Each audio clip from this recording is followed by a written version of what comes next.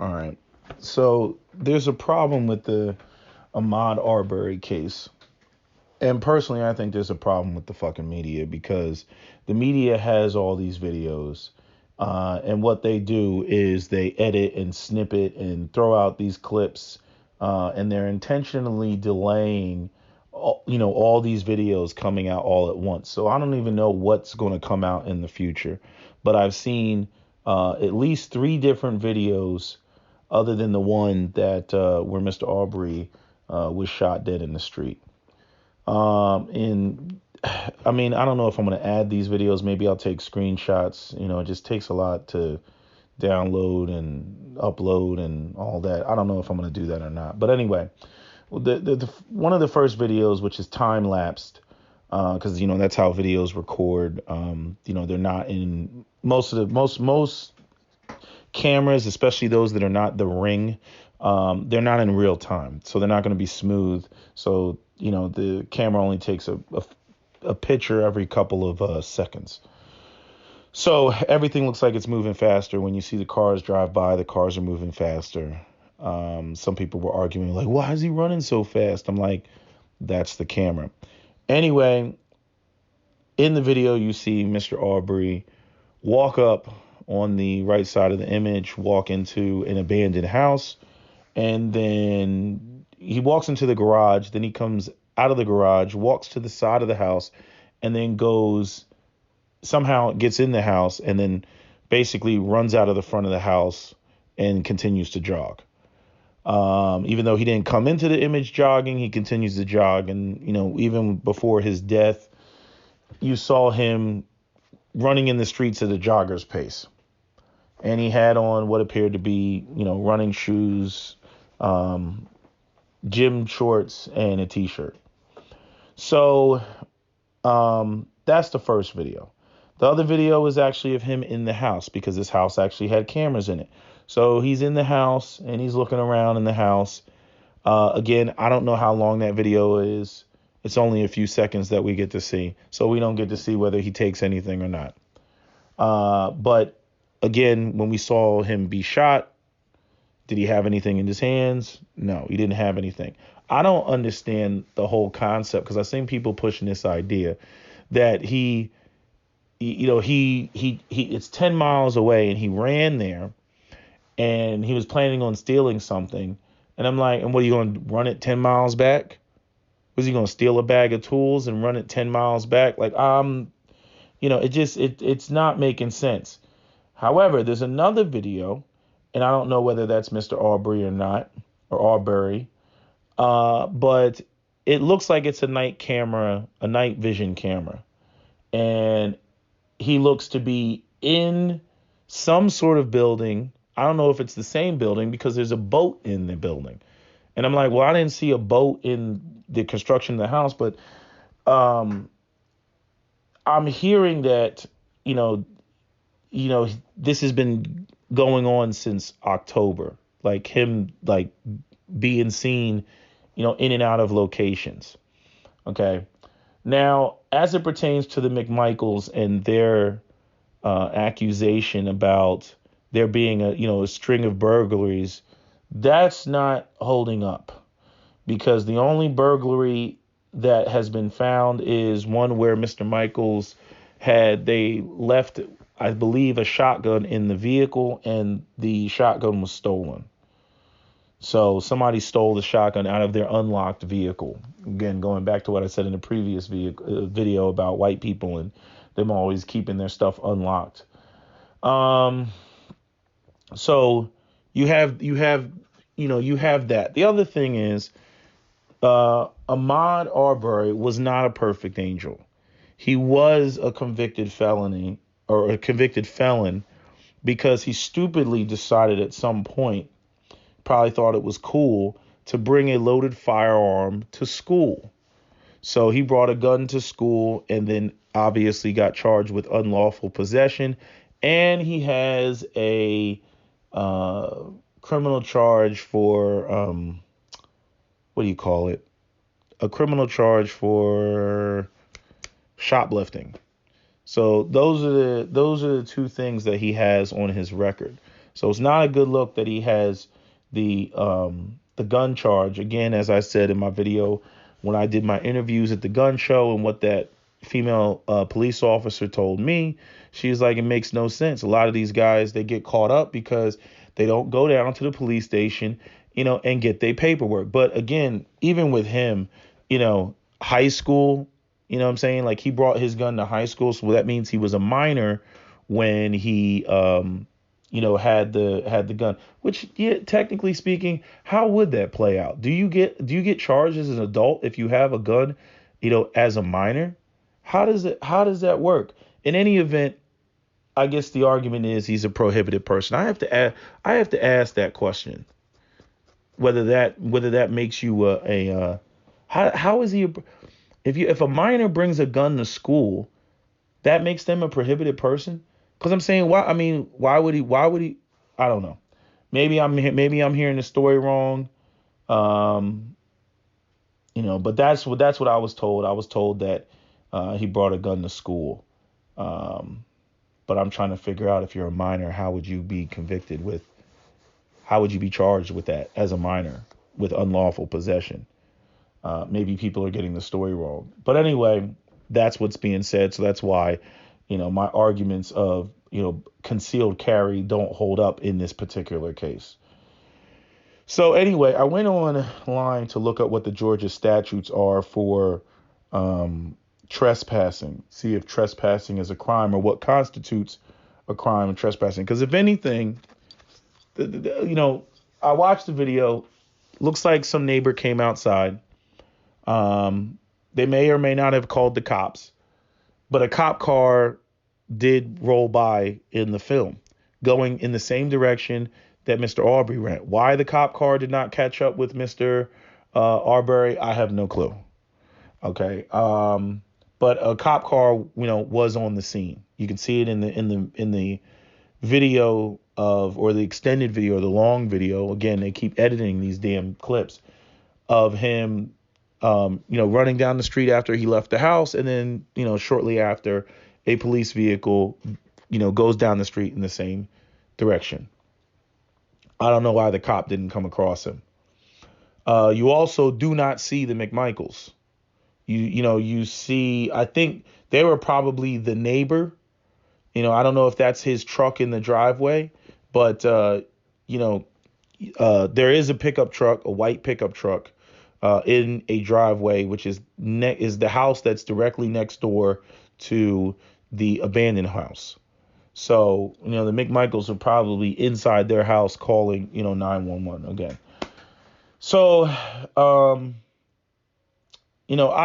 me just say this, when it comes to this whole case, I can't say whether there was malice in this case. I don't know if there was malice. If anything, they would probably get hit with manslaughter charges. I think it was profoundly stupid for them to try to do a citizen's arrest based off of what I'm seeing with the trespassing law. No crime was committed, but they try to do a citizen's arrest, or so they claim.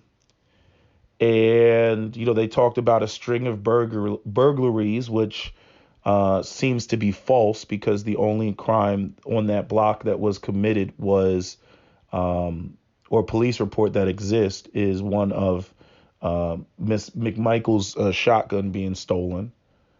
And so, the whole thing is like, this whole thing could have been averted had they, I'm not saying they couldn't have followed him in a vehicle and said, hey, I'm following this guy because, he was trespassing, in the neighbor's house. Because even on the phone, you hear one of the McMichaels, basically, the dispatch asked them, whether they're witnessing a crime. And they say, no, he's running down the street.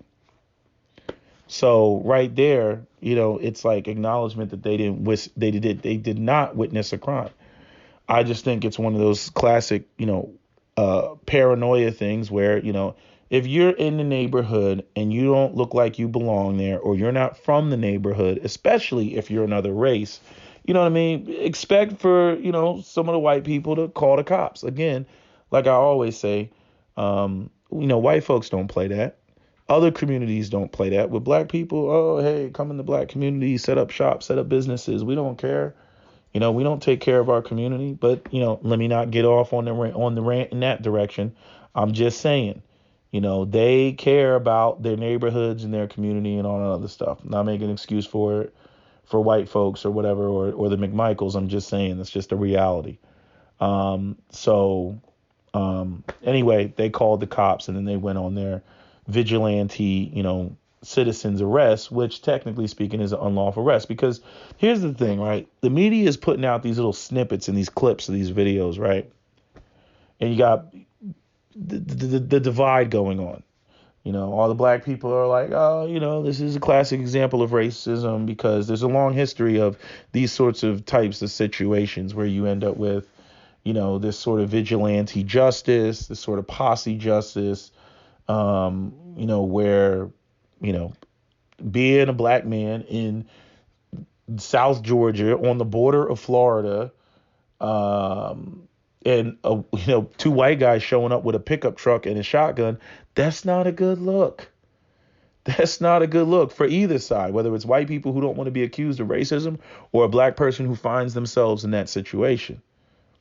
I would be a little bit nervous if some white guys pulled up, beside me and they got a shotgun and, however, Mr. Arbery, should have possibly known that, it was related to, you deviating off the path or your jogging trail and you peeping and prying into abandoned homes.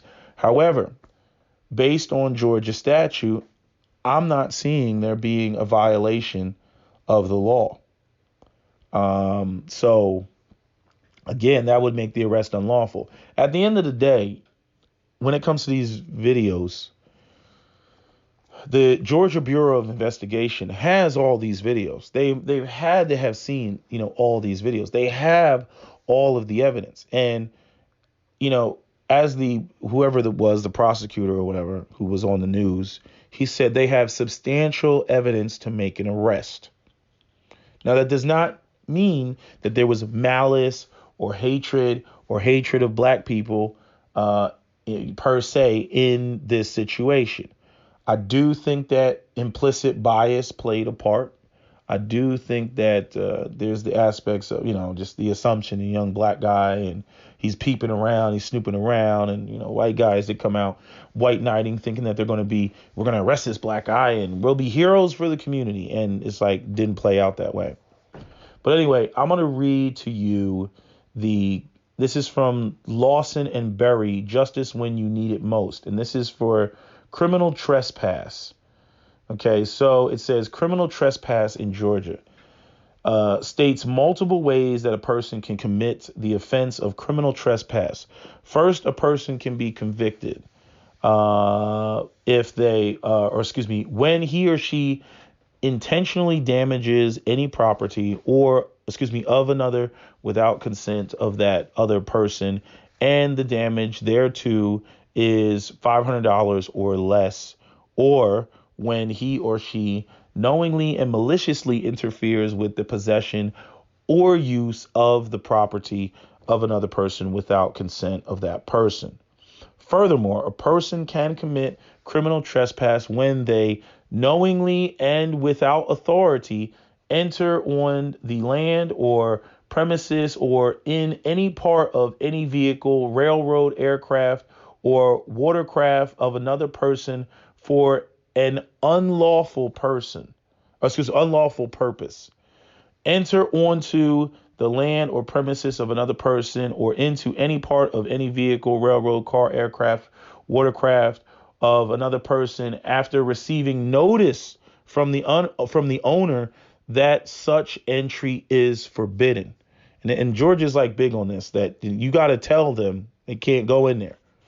Remains on the land or premises of another person or within the vehicle, railroad, car, aircraft, watercraft of another person after the owner has asked the person to leave. One thing to note is that the statute outlines that a minor cannot give permission for another to enter or invite another to enter the property or vehicles without a parent's presence, or when the parent has previously given notice that entry is forbidden. Therefore, even if a minor invited a person, it will still be a crime if a parent or guardian had forbidden them to enter before. The last way to commit a criminal trespass is when a person intentionally defaces, mutilates, or defiles any grave marker, monument, or memorial to one or more deceased persons who served in the military. Georgia courts require that reasonable and sufficiently explicit notice must be given to trespassers that apprise them of exactly what property they are forbidden to enter. This is Robern v. State, 250 GA 657 1983. So that's been on the book since 1983.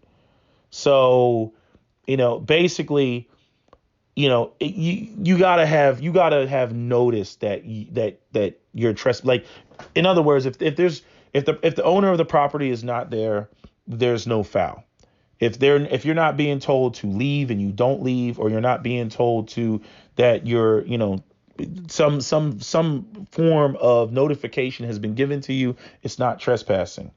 And then they give a case in 1998 where a man, he went into a church. He was asked to be removed from the church. He didn't remove from the church, or he didn't leave the church. He was kicked out of the church. He was expelled from membership of the United Baptist Church, and he kept showing up to the church, and he was charged with convicted of criminal trespass. And because it says he had been asked numerous times to leave and knew at the time of his expulsion that he was not to come back, and he was basically coming back anyway. So this is and this is like underneath like these headlines that they have. It says, what has to be proven to be convicted? To be convicted of criminal trespass in Georgia, the state must show that the accused is guilty beyond a reasonable doubt. The key element in trespass cases is that the accused remained on the land or property without authority. If the accused argues that they were unaware they were on private premises, which obviously Ahmad can't do because he's dead, then it is up to the state to prove that the accused had actual knowledge they were on private premises. And again, I don't know how people are going to look at being, inside an abandoned, or not an abandoned, a property that is being built. I myself have walked through homes that are being built, just to, oh, look at this. Oh, look what they're doing. Oh, this is a good idea. Put this over here. Have the, if you have one of those, high ceilings, have the staircase coming down the center of the balcony as opposed to coming down, or like as soon as you walk in the front door, you come into a bunch of steps. I'm like, have the steps somewhere else in the house. I'm like, hey, that's actually a good idea. Things like that. I'm saying, the way that I see some people trying to condemn, see, guilty, the nigga's guilty, get the rope, the way that I see people doing that.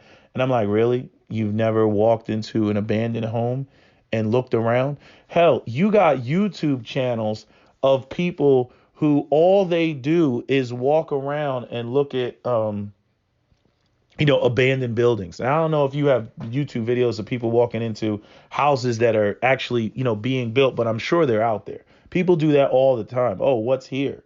Whether it's an abandoned building or whether it's a building that's being constructed and nobody's there and you're the only one in the building and you're making a camera with the YouTube. Y'all seen these videos, these people going off and, ghost castle and, ghost casino or something like that. And they go off and they're walking through and stuff like that. Like, people can do that, I imagine, in the city of Detroit, where there's plenty of, buildings that were, abandoned or even constructed. So usually, there's a sign that basically says no trespassing, and it's there and it's visible or whatever. I don't know if that was the case. There were no doors on the building that Mr. Arbery went into. You know what I mean? So there's no breaking and entering. Like, people are like, breaking, he's broken and entering. I was like, there's no doors. There's no garage door. There's no front door. I mean, it's just like he walked in with the breeze. You know what I'm saying? So anyway, what has to, did I read that part? Actual accused, private premises. Okay. Penalty for criminal trespass. A person commits an offense of criminal trespass will be guilty of a misdemeanor in Georgia, not a felony. A misdemeanor. Misdemeanors carried the sentence of either a fine up to $1,000, up to 1 year in prison, or both. The defense to criminal trespass. Consent. Any evidence that the defendant had permission to be on the property will negate a trespassing charge. Another form of defense. The damage to the property was unintentional if the defendant can prove that the damage to the property was accidental or that they unintentionally interfered with the use of the property, then that could be a great argument. The other form of defense, the person giving the notice not to enter was not authorized to do so. Notice not to enter must be given by either the owner or a rightful occupant of the property, which again, a constructed home, and the McMichaels would not qualify as proper owners of that property. A neighbor, friend, or someone else that is not an occupant will not satisfy the statute, and therefore the accused may not be guilty of criminal trespass. Jackson v. State 242, GA, app or application or whatever that stands for, 113. This is the year 2000. That's their, I don't know, their law designation of where you can find the case and the year and all that other stuff. So let me read that again. A neighbor, friend, or someone else that is not an occupant will not satisfy the statute, and therefore the accused may not be guilty of criminal trespass. And then the last one is unclear as to what property the accused was not allowed to enter. The court requires that the owner of the property give reasonable and explicit notice of what property the trespassers are not allowed to enter. If the notice was ambiguous or unclear, then that could be a defense. What are not defenses? And they only have one.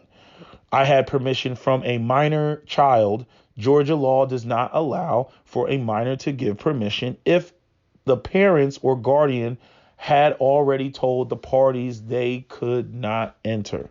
So, in all of this, I am not seeing where there was criminal trespass. For all the people who are like, oh, look, we got video of him and he's in the house.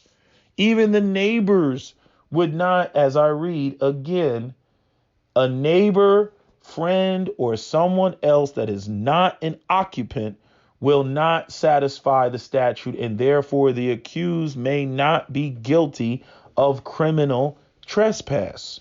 So the McMichaels, despite being neighbors, if they were neighbors, do not qualify as being able to, chase him down the way that they did based on the fact that he was in an abandoned house. I think it's reasonable for a person to think that there are no occupants. The house is not finished. Again, I've gone through houses that are not finished and properties that are not finished, apartment complexes that are not finished.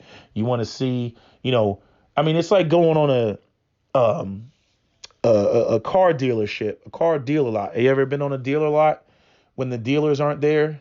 You go like during a holiday or whatever, like there's a dealership. They got a big ass freaking parking lot, right? And I'll go out there and I'll look at like, the BMWs, the Cadillacs, the Dodge Chargers, just on the lot. You know what I mean? It's like a Sunday and I'm just walking through the lot. Am I trespassing? I'd have to look at, New Jersey or Pennsylvania law.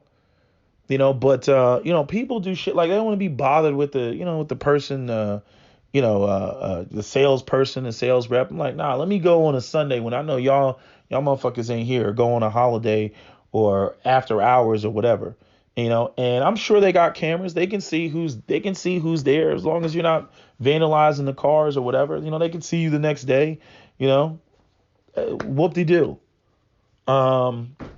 But this whole trying to vilify, so oh, they're snooping around, and I'm saying, you know, Ahmaud Arbery, unfortunately, he does have some priors, and the gun charge, and he has the shoplifting, and I don't know when the shoplifting was. It might have been when he was a minor or whatever. But he's definitely not a perfect angel. But do I think that was deserving of him being killed? No. Do I think that the McMichaels were overzealous in their trying to stop him or arrest him? And again, I still don't see where the crime is. And I'm saying there's really very little excuse, when it comes to this. Be it the fact that the older McMichael was former law enforcement. Now he may not, and this kind of highlights how cops don't really know what the laws are. And this is a major issue out here. Cops are not lawyers. A lot of them do not know, the laws. They don't know the ordinances. And they'll come up on you and, accuse you of something. I mean, I hear people talking about this when they talk about, like example, like let's say I'm in New Jersey and I am going to the range and I get pulled over. And for some reason, somehow the cops end up searching my vehicle, right? And I got a 12-inch rifle, 12-inch barreled rifle in the back of my vehicle with a SBR tactical brace, which is not a stock, right? And the cop looks at it and he's like, assault weapon, right? I got the vertical pistol grip on it. What do you think I have? Is that an assault weapon? Is it even a rifle? A cop might think it's a rifle. Cop may look, it's clearly an assault weapon, and assault weapons are illegal in New Jersey, right? And he's getting all charged and everything else and calls 4 other squad cars over there, right? But the state troopers of New Jersey already put out a letter saying that an other is legal in the state of New Jersey. What is an other? An other is basically when you get your lower receiver for your AR-15, instead of not registering it, but instead of it being filled out on the 4473 as a rifle, right, or a pistol, which you can't have in New Jersey, in order to get as close to a short barrel rifle as possible, have the FFL put the lower receiver down as an other. And what is an other? An other is basically, it's a configuration. You have to have the vertical pistol grip on there, on the forend. But you can have, I think it has to be overall 27 inches or 26 inches or something like that. But you can have basically the SB tactical brace, that, you can adjust and whatnot. So you have the brace, and then you have the, let's say a 12-inch barrel, which again, if it was classified as a pistol, right, that would be illegal in the state of New Jersey. But as an other with the vertical grip, which must be on there, these is how stupid and convoluted the gun laws are. Even though it looks like an assault weapon, right, it's not an assault weapon, and it has been deemed to be legal to possess in the state of New Jersey. Look it up. Go look up. Just type in state troopers letter New Jersey other weapon, and make sure you put quotes around other weapon, and you'll see exactly. I'll put the picture up. You'll see exactly what it's like. It's like, how is this legal? Well, because of the way that the law is written. Yeah, it looks the same, functions the same, everything else that New Jersey Democrats are trying to ban. But, however, it's not a rifle. It is an other. And that's the classifications. And there's all type of those sort of loopholes. There's all, when it comes to, how firearms, are classified. It's like the shockwave shotgun, which, doesn't really classify as, a shotgun, which is meant to be, shot from the shoulder. Right. And that's why they have that, it's short. It's basically a short barrel shotgun, but without a stock, or even, again, with the SIG braces. Now, if you put a SIG brace or SB tactical brace on a rifle, you are now in non-compliance, with the state law of New Jersey, because rifles are meant to be fired from the shoulder. Others are not, but you can still put a brace on an other and shoulder it, and it still be legal. Like this is the technical garble that is, the law, when you have people who don't know anything about the laws, who go out here, or anything about firearms, who go out here and try to create laws. And they don't even understand the federal statutes or whatever. So they end up leaving a whole bunch of like holes and stuff in the law. Anyway, I'm just bringing that up as an example of how cops don't know, all of the laws as it pertains to this. So I'm not entirely surprised by Mr. McMichael not knowing the law, but I'm saying you should know the law more than your average bear. Trespassing is one of those things that people think is like, well, yeah, I mean, he walked onto my lawn and so he trespassed. And it's like, no, it doesn't work like that. But that's how most people think of what trespassing is.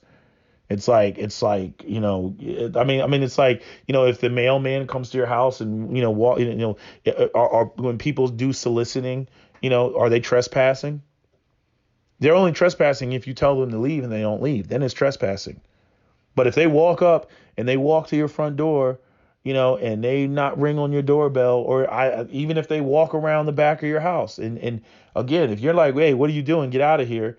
You have to give them that verbal command to let them know. Now, again, in polite society, we all assume that, it's not the smartest thing to go just start, just walking all over somebody's yard, and then they're going to be, cool with that, right? But depending on the state law, it has to be, you have to, there needs to be some sort of exchange or notification to let the person know, like, yo, you don't belong here. I mean, the states are different.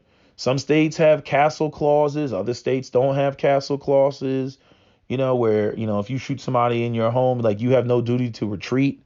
Some states you can shoot somebody over them stealing property. Like if somebody steals a TV and is running out of your house with the TV and you shoot him in the back, some states you will go to jail. Other states, they'll be like, hey, he's stealing your property, so you have every right to shoot him. You see? So, I mean, I'm pretty sure they took it off the books, but for the longest time, if you stole a man's horse in the Wild West, that was a hangable offense. If you stole a horse, that was a hangable offense.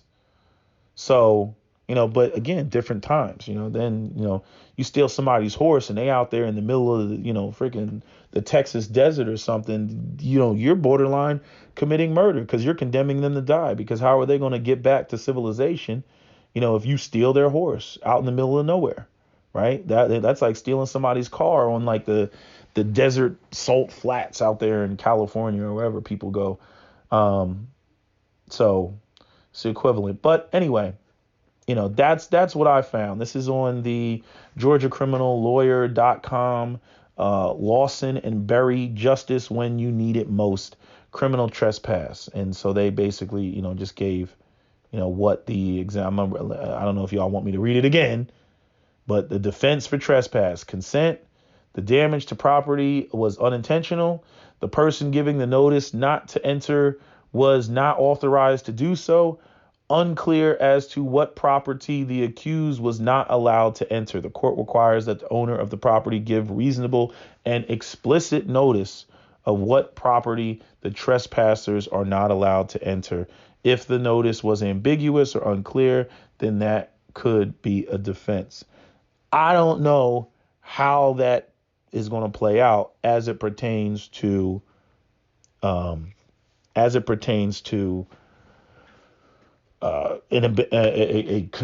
building being constructed. I don't know, but it doesn't look like it would fall underneath criminal trespass in terms of what Mr. Arbery was actually doing and what he got caught on cameras doing, which is looking and snooping around, but that's about it. Anyway, that's all I got to say. That's my video. SWP out. All right. walking up, I'm gonna switch the angle around, walking up to, this is 323 34th Street. This is the one closest to being done. Framing is 100% finished. They are now putting on, or actually roof is finished too. They're already put on the siding, and it looks like the only thing left is the front side. I believe the sides and the back is done. Let's take a look. Okay. There's the back. Or side, I mean, 100% finished.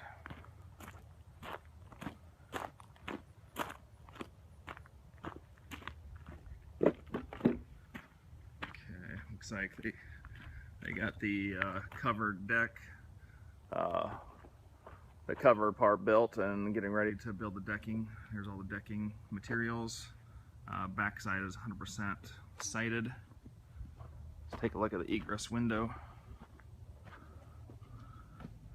Egress window, and there's a little ladder there, kind of cool, built into it.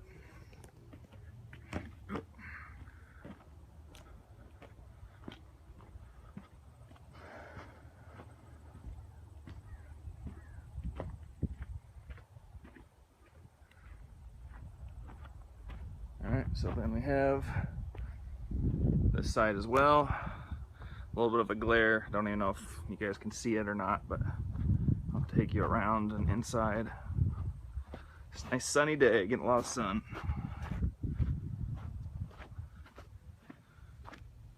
Okay, so here we have 3-car garage. There's a 2-car, there's the 1-car.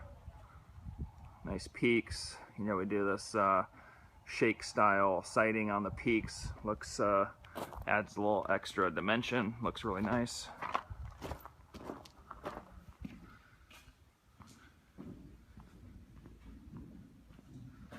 Okay, so this will be the mudroom. So washer and dryer will be here. And I'll turn around. There, this will be the built-in area right here. People will be hanging coats. Walk in through this. You've got, I'm gonna switch angle around here. Yeah, this will be the pantry right side here. And I'll turn around, and this will be the kitchen. All the way up to there. And about right where that into that patio door is, that's where the tile cuts off and transitions into the living room. So here, where that opening is between the 2 windows, that's where the fireplace goes. And we tile this around the fireplace. Isabel, don't go down there, honey, because those things might not be stable yet. Yep.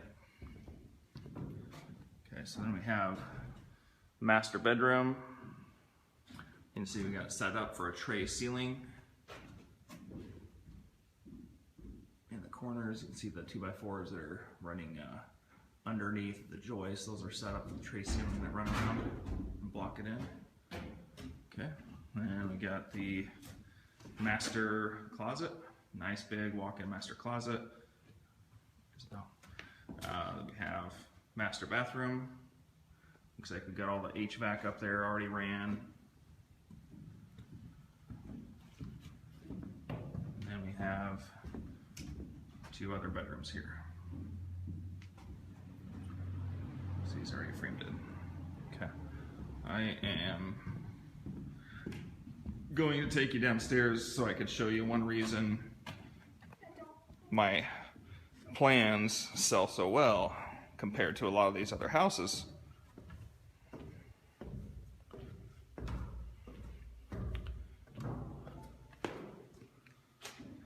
Alright, kind of dark down here, but you'll notice I don't have any support poles running anywhere throughout my basement.